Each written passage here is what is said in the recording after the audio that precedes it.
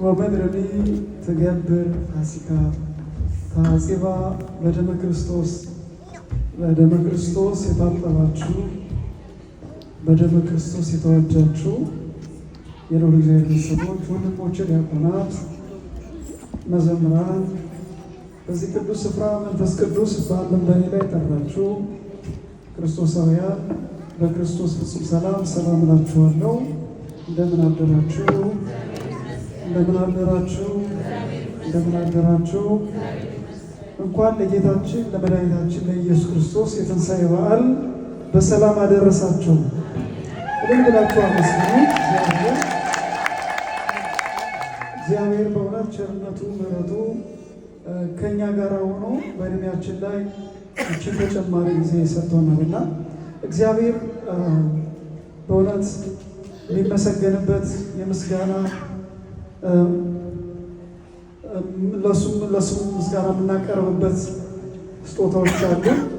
በመዝሙር 50 ቁጥር 1 ላይ እግዚአብሔርን በመቅደሱ አመስግኑት፣ በኃይሉ ጠፈር አመስግኑት፣ በችሎቱ አመስግኑት፣ በታላቅነቱ ብዛት አመስግኑት፣ በመለከት ድምፅ አመስግኑት፣ በበገና እና በመሰንቆ አመስግኑት። በምን አመስግኑት? በበገና በመሰንቆ። ወንድማችን በመሰንቆ ሲያመሰግን ነበር። መጽሐፍ ቅዱሳዊ ነው። በበገናና በመሰንቆ አመስግኑት። ሌላስ? በከበሮ አመስግኑት፣ በዝማሬ አመስግኑት፣ በአውታርና በእምቢልታ አመስግኑት፣ ድምፁ መልካም በሆነ ጸናጽል አመስግኑት፣ እልልታ ባለው ጸናጽል አመስግኑት። እስትንፋስ ያለው ሁሉ እግዚአብሔርን ያመስግን። ሃሌሉያ ይላል። እግዚአብሔር ስሙ የተመሰገነ ይሁን። ሁላችሁ አመስግኑ። ምን ያለው ሁሉ እግዚአብሔርን ያመስግን ተባለ። እስትንፋስ ያለው መተንፈስ የሚችል ሁሉ የተማረ ያልተማረ፣ ቄስ፣ ዲያቆን፣ ምንም የተለየ ነገር የለም። እዚህ ጋር ሁሉ መብት የተሰጠው ነው። እስትንፋስ ያለው ሁሉ እግዚአብሔርን ያመስግን ይላል። ለምንድን ነው የሚያመሰግን ያለ እንደሆነ በክርስቶስ ደም ሁላችንን ከኃጢአት ስለታጠብን ክርስቶስ በደሙ ይትፌሳ ሰማይ ወትሐሰይ ምድር ይላል ቅዱስ ያሬድ። ሰማይ ትደሰት ወትሐሰይ ምድር፣ ምድርን ሐሴት ታድርግ። በጣም የሚያስገርም ቅዱስ ያሬድ መዝሙር በሚለው ክፍል ላይ የየዕለቱ ዝማሬ በሚያስደንቅ ሁኔታ ነው ይህንን ቃል የጻፈውና በመጀመሪያው ይህን ሲል በመጨረሻው ታጽባ በደመ ክርስቶስ ምድር በክርስቶስ ደም ታጥባለችና ይላል። እንግዲህ ምድር የተባለው ምድር አይደለም። ምድር የተባለው ምስጢር ነው። እንደምታውቁት ምድር አፋውቶ እግዚአብሔርን ማመስገን አይችልም። ምስጢሩ ምንድን ነው ያለ እንደሆነ እግዚአብሔር በመጀመሪያ የሰውን ልጅ ከአራቱ ባሕርያት ያሰራው። ከምን ሰራው? ከነፋስ፣ ከእሳት፣ ከውሃ፣ ከመሬት። ከነዚህ አራቱ ጠባያት ከምድር እግዚአብሔር የሰው ልጅ ሰራው። ይሄ የሰው ልጅ ምድራዊ ጠባይ ነው። ከዛ በኋላ ይሄ ብቻ ስለማይበቃ ምድራዊ ጠባይ ብቻ ስለማይበቃ እግዚአብሔር ሌላ 3 ነገሮችን ጨመረ። እነኚህም ደግሞ ለባዊነት፣ ሕያውነት፣ ነባቢነት ናቸው። እነኚህ ደግሞ የማን ጠባዮች ናቸው ያን እንደሆነ የነፍስ ጠባይ ነው። እነኚህ ከምድር የተገኙ ሳይሆን ከእግዚአብሔር እስትንፋስ ነው የተገኙት። መቼ? እግዚአብሔር የሰው ልጅ ከምድር አፈር አበጀው። ከዛ በኋላስ የሕይወት እስትንፋስ እፍ አለበት አለ ቃሉ። ስለዚህ ኢየሱስ ክርስቶስ ያ እፍ ያለው የሕይወት እስትንፋስ 3 ነገሮችን የያዘ ነበረ። ምን የያዘ? ለባዊነት፣ ሕያውነት፣ ነባቢነት። ምን ማለት ነው? እነኚህ 3 ነገሮችን አስተውላችኋቸው ታውቃላችሁ? ብዙ ጊዜ ትምህርት እድሉ ገጥሟችሁ ተምራችሁ ሊሆን ይችላል። ለባዊነት ከእንስሳት ከምድራውያን እንስሳት ሁሉ የተለየ መሆን ነው። ነባቢነት መናገር ነው። ከኛ ውስጥ የሚወጣው ድምፅ እንዴት እንደሆነ የት ቦታ እንዳለ የት እንደተቀመጠ እንኳን እኛ እናውቀውም። ሳይንስም ለፍቶ ያወቀው አይመስለኝም። ምናልባትም ትቦዎቹን በመዝጋት በመክፈት ካልሆነ በስተቀር ከየት በኩል ነው ድምፃችን የሚመጣው? የት ላይ ነው ያለው? ምን ይመስላል መልኩ? የድምፃችን መልኩ ማንም አያውቅም፣ የሚያውቀው እግዚአብሔር ብቻ ነው። ሕያውነት ማለት ለዘላለም የማይሞት ማንነት ማለት ነው።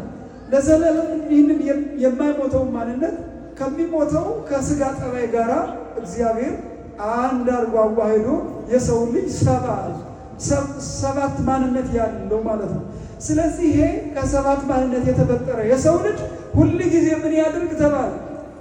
ደስታን ያድርግ ተባለ። ለእግዚአብሔር ምስጋና ያቅርብ ተባለ። ለእግዚአብሔር እልልታ ያቅርብ ተባለ። ለእግዚአብሔር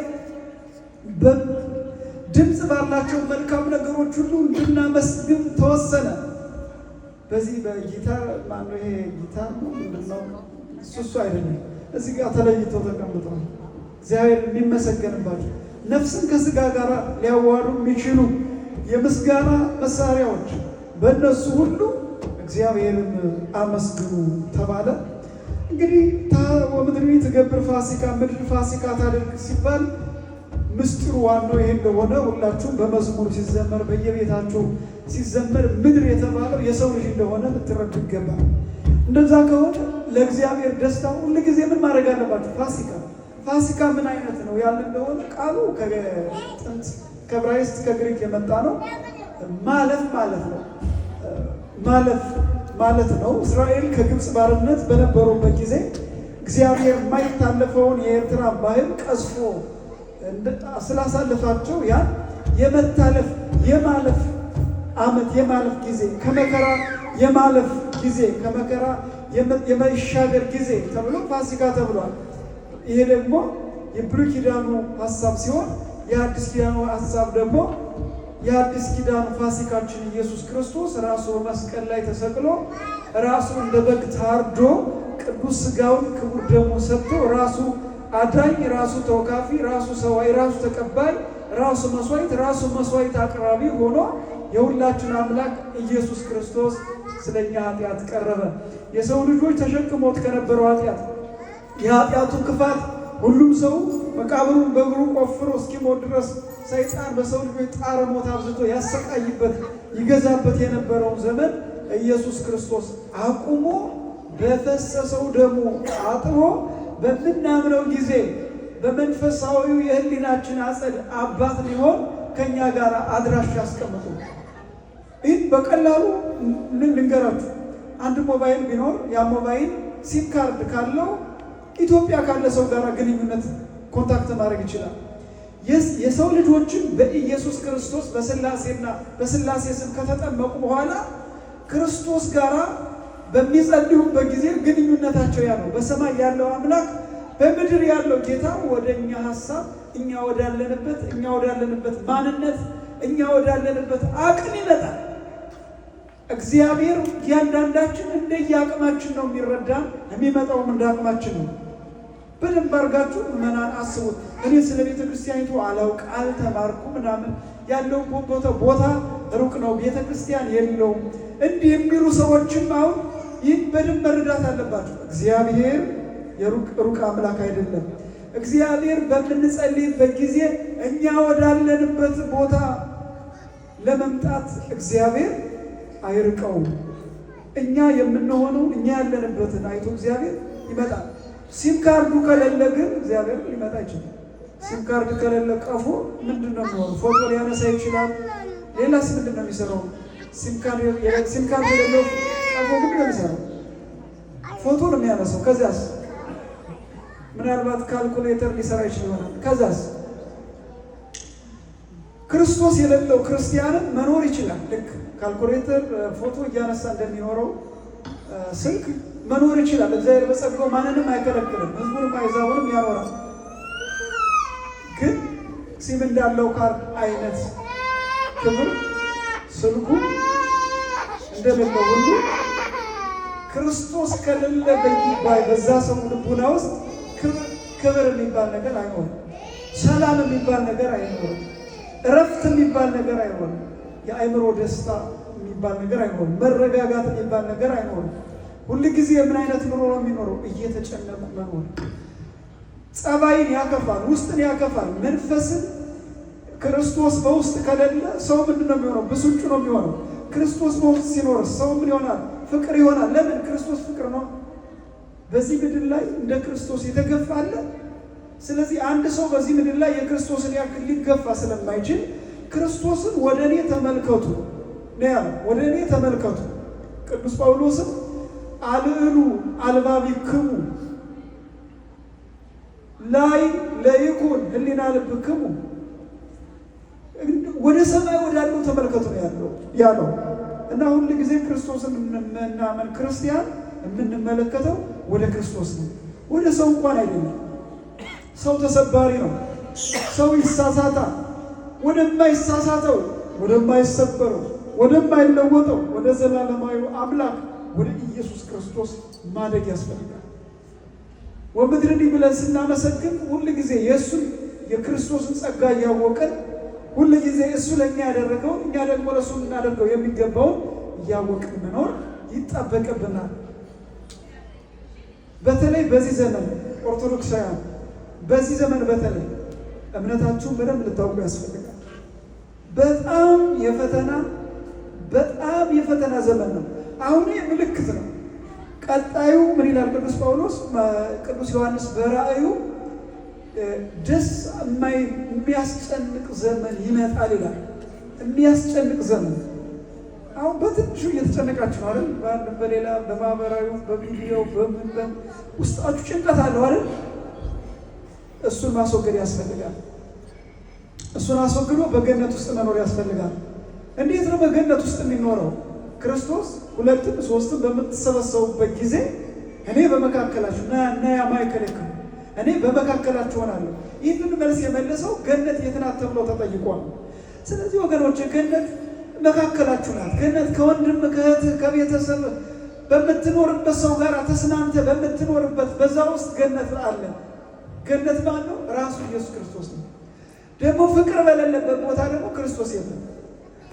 በደም ታጠብን ወምድር ተከብር ፋሲካ ትንሣኤከ ብንል እንዲሁ ለመሰንበት ወደ ታላቁ ጸጋ ለመድረስ ይጠብቀን ይሆናል። ቶሎ ብለን ግን ወደ ሕይወት መምጣት ካልቻል ሁል ጊዜ ሴሪሞኒ ጠባቂ እንደዚህ በዓል አክባሪ ብቻ ነው የምንሆነው እና በተለይ አሁን ደግሞ የዚህ የምዕራቡ የዌስተርኑ አስተምሮና ባህል ወርሶት እንደ ኢትዮጵያዊነት ሳይሆን እየሄደ ያለው እንደ ዌስተርን ነው። ይገርማችኋል። የኢትዮጵያ ማንነት ለዌስተርን ሁሉ የሚተላለፍ የሚጠቅም እንጂ ኢትዮጵያውያን ከዌስተርን ሊወስዱት የሚችሉት ምንም ነገር የለም። አንዳንድ ጊዜ ሰው መስሎ ሲደናበር ቆየ። አሁን እነሱም አዩና ውሸት ስለሚሰለች መጽሐፍ ቅዱስ ነው አይደል ትክክለኛ ኢትዮጵያ ነው እያሉ ወይኔ ምን ያኔ እንደው በነቃው ምን እንደው እንዳትሉ አሁኑን ነቅታችሁ አንኩ ነው። ምንም ከሌላ የሚያስቃርም ነገር የላትም ቤተክርስቲያን። እንደው የክርስቶስ ትክክለኛው ማንነት ያለው እናንተ ጋር ነው። ገነትን የሚያጠጣው ውሃ ያለው እናንተ ጋር። ሳይንስ እንኳን እንደሚለው የሰው ልጅ መገኛ በሉሲ ናት። ምንድን ናት ያሏት እንዳለቷ ከሚሊዮን በፊት በኢትዮጵያ አቆጣጠር እንደኛ እንደምንለው የሳይንሱ አካሄድ አይሄድም ከቫይረስ ጋር። ግን ሆኖም ግን የሰው ልጅ መገኛ የት ነው? ኢትዮጵያ። ኢትዮጵያ ምን የሌላት ጸጋ ነው! ምን የሌላት ጸጋ ነው! ብሉይ ኪዳኑ አዲስ ኪዳኑ ኢትዮጵያ። ስለዚህ የሌለን እኛ ሀገር የሌለን ሳለሪ ብቻ ነው የሌለን፣ ደህና ክፍያ ነው። እሱንም ደግሞ ደህና ክፍያ የሚከፈል ደህና ሰው ሆኖ ደህና አስተዳደር መፍጠር። እግዚአብሔር ሳልም ወለባለ ማይረር ከመይገብር ዳጠ። መከሩ ብዙ ነው ሰራተኛው ግን ጥቂት ነው እና የመከሩ ባለቤት ጠይቁት። ለሰው መልካም መሪዎችን መልካም ጠባቂ እንዲያመጣ ብሎ ነው የሚለው መጽሐፍ ነው። ክርስቶስ እንደዚያ ነው ያለው። ስለዚህ ምን ያስፈልጋል? መለመን ያስፈልጋል። ሁሉ ጊዜ እግዚአብሔር ሆይ የመሪዎቹን ልቡና መልስ። ቤተክርስቲያኒቷ እንደዛ ነው የምትለው። በነገራችን ላይ ቅድም ሲነበብ ቅዱስ ላይ ሰምታችሁ ከሆነ ለሁሉም የምትጸልይ ማታዳላ፣ ወንድ ሴት ማትል፣ ፍጥረት ለሆነ ሁሉ የምትለምን ቤተክርስቲያናት። እንዲሁም ሰሞኑን በሕማማቱ ከሰማችሁ ጸሎተ ስርዓት ወደ እግዚአብሔር ጸሎት ሳይቀርብላቸው ሳይናዘዙ ንስሐ ሳይገቡ የሞቱትን ሁሉ ይቅር በል በእንተ ጽናዛቲ ላይ ቅዱስ ሰሞኑን ሲነበብ እንደሰማችሁ ለሞቱት ሁሉ ለጎረቤት ሁሉ የዚህ ሃይማኖታትን ለሁሉም ነው የምትጸልየውና ይህች ቤተክርስቲያን ይህንን ጸጋ ያጎናጸፈችን ወምድርን የትገብር ፋሲካ ሁሉ ጊዜ በክርስቶስ ፋሲካ እያደረጉ ልቡናቸውን አእምሯቸውን ባርከው ጸንተው መጻሕፍት እየጻፉ የኖሩ አባቶቻችን የሰጡን ጸጋ ነው፣ ያወረሱን ጸጋ ነው። ስለዚህ በዚህ ዘመን ቢቻል ደህና ነገር መጻፍ ካልተቻለ ደግሞ የተጻፈውን መጠበቅና ማወቅ ስለሚያስፈልግ የዚህ ረፋድ መልእክት መጠበቅ ማወቅ ነው። ግድ የላችሁም የሌሎቹ አትዋም ወጣቶችም ቢሆን እግዚአብሔር ለእናንተ በሰጣችሁ ዕድሜ እግዚአብሔርን አገልግሉ ነው የተባላችሁ። ለተወሰነ ሰው የለም፣ ለሽማግሌ ለምን ሽማግሌማ መመረቅ ነው ስራ፣ መመረቅ፣ ማመስገን፣ ዘመናቸውን መንገር፣ ታሪካቸውን መንገር ነው። ወደ ላይ ወዳች ወጥቶ ወርዶ ማገልገል የሚገባው ወጣት ነው። በዚህ ጠቢቡ ሰሎሞን በመክብብ 12 ላይ በጉብዝና ወራት ፈጣሪን አስብ ይላል። ማንን አስብ? በምን ወራት? ስለዚህ ጎበዛዝት ግድ የላችሁ ፈጣሪያችሁን ማሰብ ያስፈልጋል፣ ማንበብ ያስፈልጋል፣ ማወቅ ያስፈልጋል፣ መረዳት ያስፈልጋል።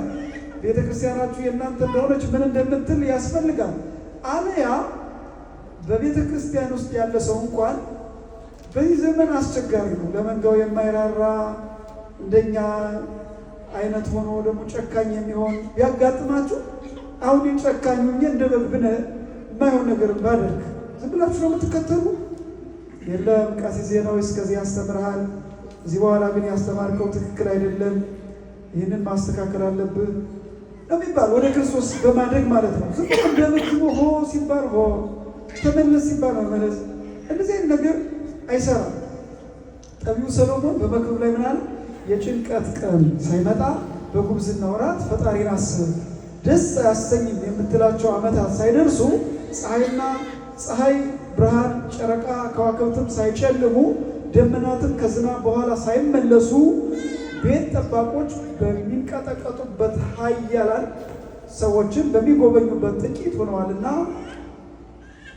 ፈጪዎች ስራ በሚፈቱበት መካከል መስኮት በሆነው በሚመለከቱበት በሚጨልሙበት አደባባይ ደጆች በሚዘጉበት ቀን የወፍጮን ድምፅ ትሰማለህ።